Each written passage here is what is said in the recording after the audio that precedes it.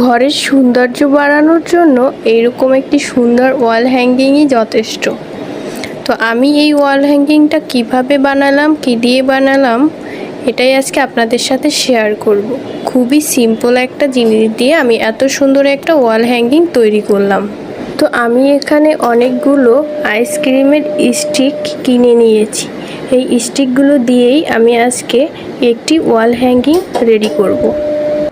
এভাবে আমি কালো কালারের রং দিয়ে অনেকগুলো স্টিকের উপরে রং করে নিয়ে নেব। এভাবে আমি সবগুলো স্টিকে রং করে নিয়েছি। রুমের সৌন্দর্য বাড়াতে হলে তো একটু কষ্ট করতেই হবে, তাই না?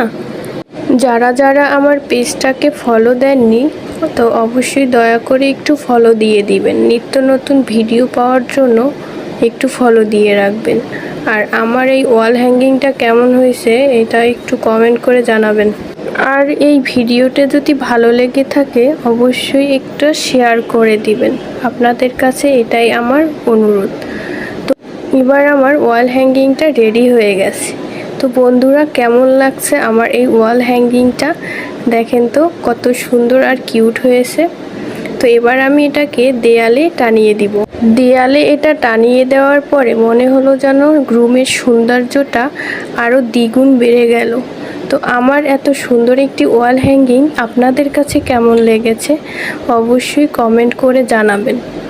সাথে থাকার জন্য সবাইকে ধন্যবাদ।